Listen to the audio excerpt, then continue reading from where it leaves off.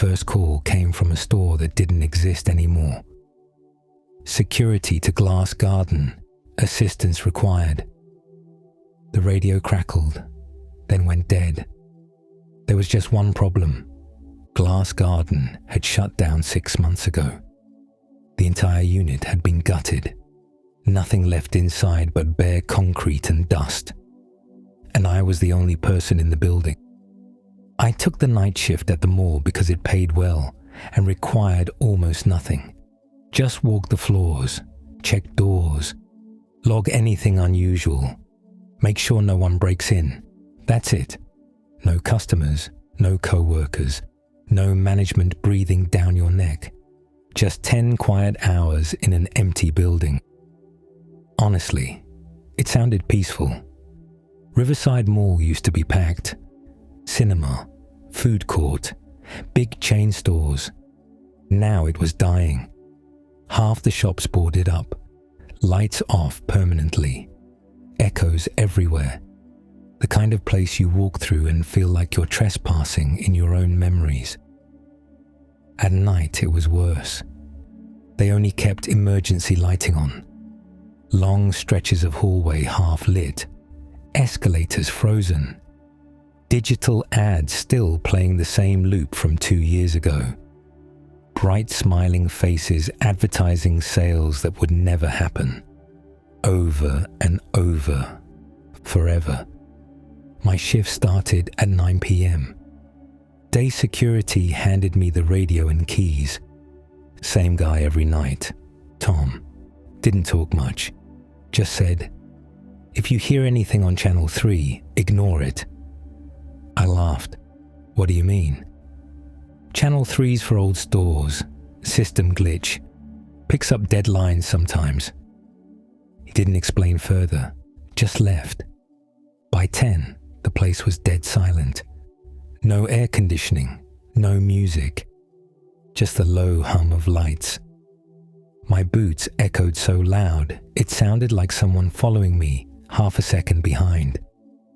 Every step had a ghost step. I did my first sweep. Ground floor clear. All doors locked. Food court chairs stacked. Kiosks covered. Nothing unusual.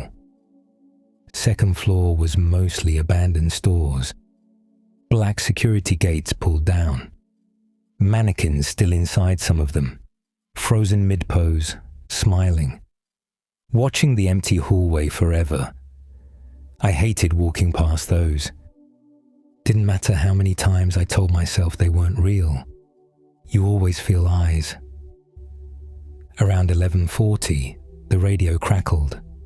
Soft static. Then, security to glass garden. Assistance required. My heart skipped. The voice was calm, professional, like a normal staff call. I stopped walking, stared at the dark storefront in front of me. Glass garden used to be a plant shop, closed half a year ago. Everything removed, no power, no phone, nothing connected. I slowly walked over, pulled my flashlight out, shone it through the gate. Empty, just concrete, dust, nothing else. I keyed the radio. Unit clear, no activity. Static, then silence. I told myself, old wiring, cross signals, normal, still. My hands were shaking a little. Midnight passed slow, too slow. The kind of slow where every minute feels stretched. I sat near the old fountain and watched the escalators. Something about them bothered me. They were off, completely still. But every now and then, I'd hear the metal chain inside shift, like something heavy stepping onto it. Just once, then quiet. I checked the control panel. Power off, locked. No way they could move. I went back to walking, tried not to think about it. At 1:17 a.m., I noticed the first thing out of place. A chair in the food court. When I'd checked earlier, All chairs were stacked on tables. Standard closing procedure. Neat. Organized.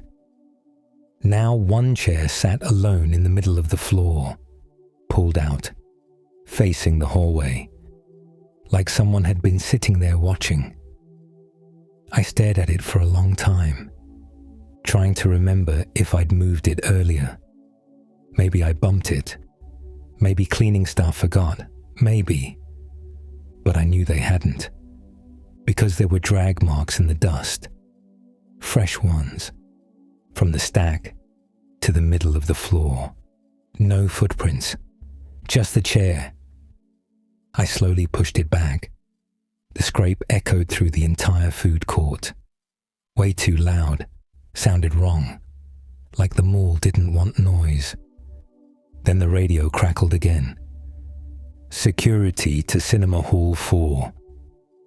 Cinema had been closed for a year. Security to Hall 4. Same calm voice. Same tone. Like a bored employee. I didn't answer this time. Just turned the radio off. Slid it into my pocket. I didn't want to hear it anymore. Around 2 a.m., something changed. Hard to explain. The mall didn't feel empty anymore. It felt occupied. Not loud, not obvious, just presence. Like when you walk into a room and know someone's there without seeing them. I kept catching movement in reflections.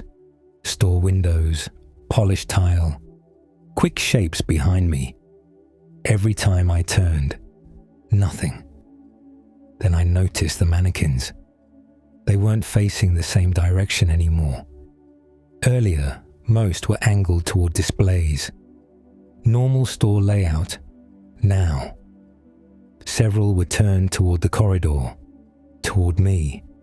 Different stores, different positions, all facing outward, like they'd been rotated to watch. I went store to store checking, my chest tight. Every single one that had line of sight to the hallway was pointed toward the walkway. It wasn't random. It was deliberate. I left them. Didn't touch them. Didn't want fingerprints on anything. Didn't want to explain. Around 3:30, the escalator started. Just one. A slow metallic clunk. Then movement. One step rising. Then another. Grinding, creaking. I stared, frozen.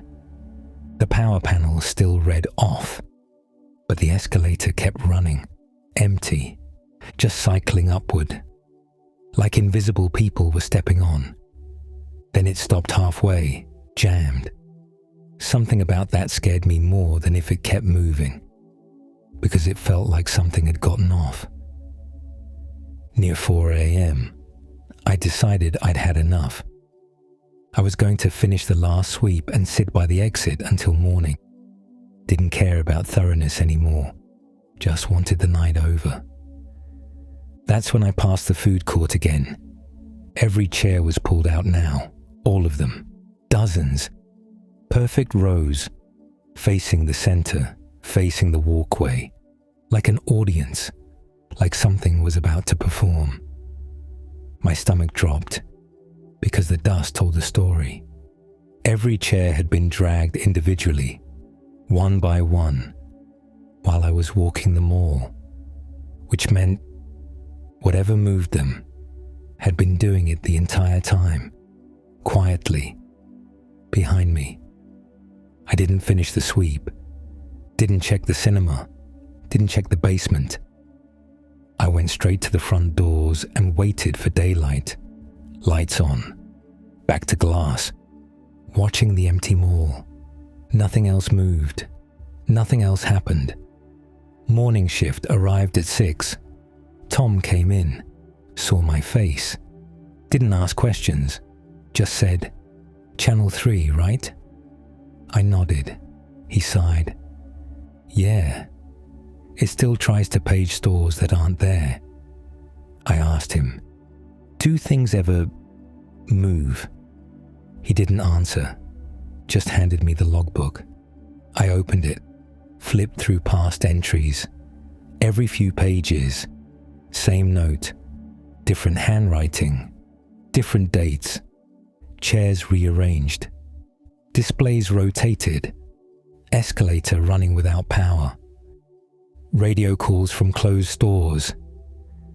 Then one line that made my skin crawl. Feels like it's setting up for customers that never come. I quit that morning. Didn't even finish paperwork.